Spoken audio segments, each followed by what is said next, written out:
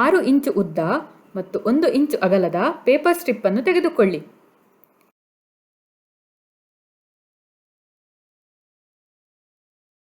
ಎರಡೂ ತುದಿಗಳನ್ನು ಇಲ್ಲಿ ತೋರಿಸಿರುವಂತೆ ಮಡಚಿ.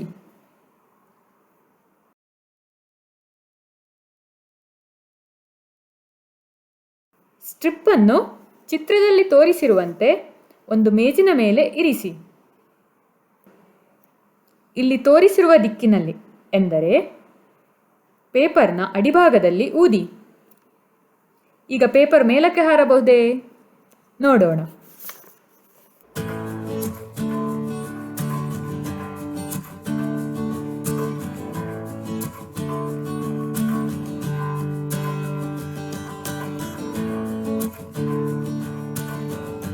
ಅರೆ, ಪೇಪರ್ ಮೇಲಕ್ಕೆ ಹೋಗಿಲ್ಲ, ಬದಲಾಗಿ ಕೆಳಕ್ಕೆ ಬಂತು. ಇದು ಯಾಕೆ? ಊದಿದಾಗ ಗಾಳಿಯ ವೇಗ ಹೆಚ್ಚಾಗಿ ಪೇಪರ್ನ ಅಡಿಭಾಗದಲ್ಲಿ ಒತ್ತಡ ಕಡಿಮೆಯಾಗುತ್ತದೆ. ಮೇಲ್ಮೈಯಲ್ಲಿರುವ ಹೆಚ್ಚಿನ ಒತ್ತಡ ಪೇಪರನ್ನು ಕೆಳಕ್ಕೆ ತಳ್ಳುತ್ತದೆ. ಈಗ ನಾನು ನಿಮಗೊಂದು ಸವಾಲನ್ನು ಕೊಡುತ್ತೇನೆ.